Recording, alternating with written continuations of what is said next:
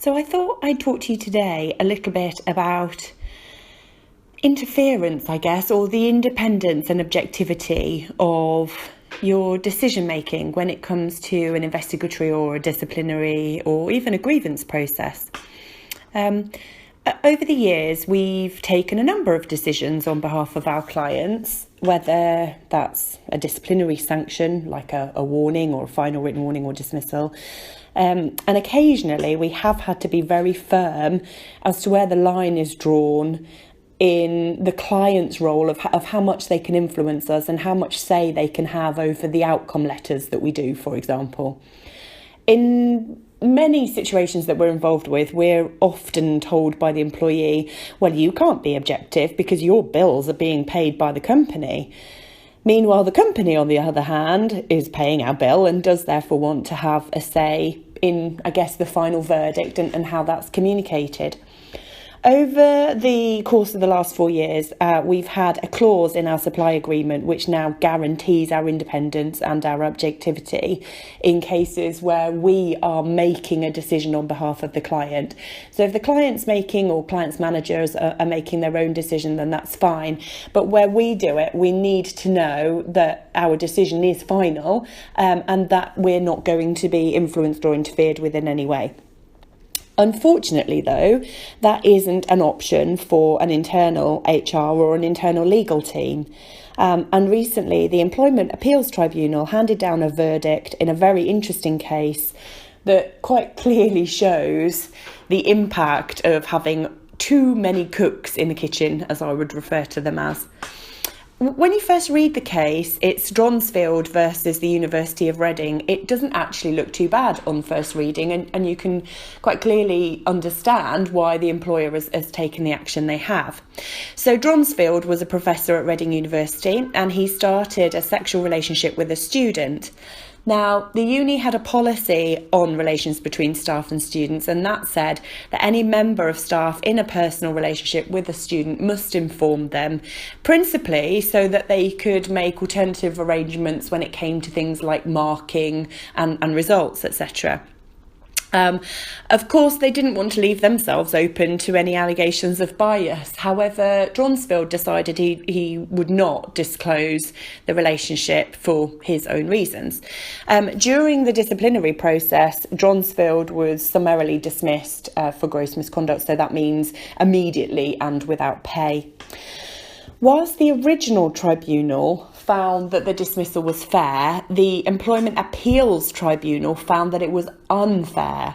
And that was on the basis that the original investigatory report had been heavily influenced by the university's HR and legal teams.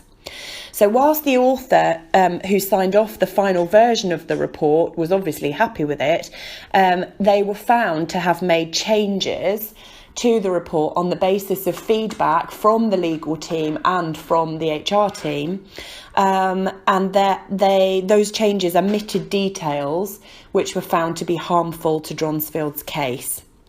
The impact of the interference was a very large award to Dronsfield and all legal costs, so it was quite an expensive lesson really for the university and probably a black mark against the HR team.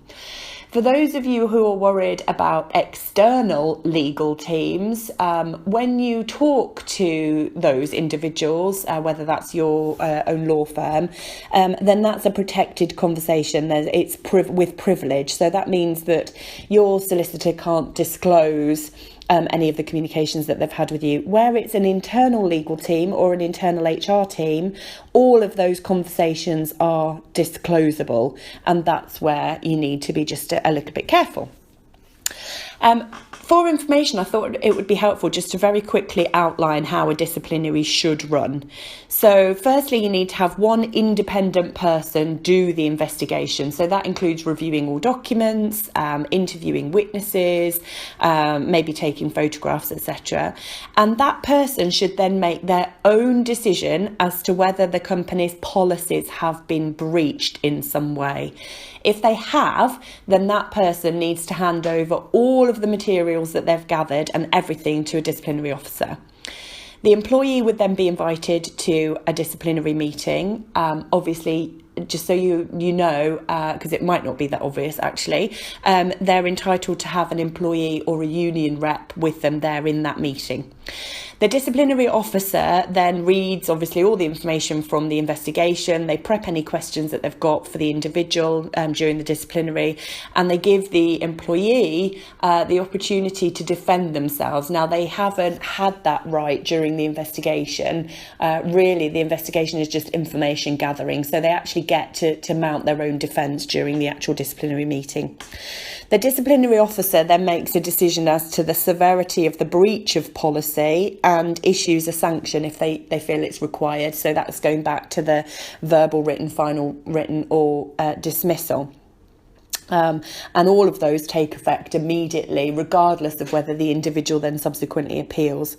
If the individual employee does appeal, then that a whole appeal process must be heard by, again, an entirely separate person. So to go through any disciplinary process or grievance, you would need approximately 3 completely individual, independent individuals, all of whom obviously who need to know what they're doing. The judgment in the Dronsfield case makes it really clear that it is the responsibility of an investigating officer for their own report. They must be, perfectly happy with everything that's in it and mustn't feel that it's been tampered with. Secondly, whilst HR and in-house legal, if you have them, do have a role to play in the investigation, it really is as a support to a manager, for example, rather than being an influencing one. The mistakes made in the Dronsfield case, unfortunately, are no means unusual, and sometimes there can be an over-reliance on HR at the investigatory stage, which spoils an otherwise fair procedure.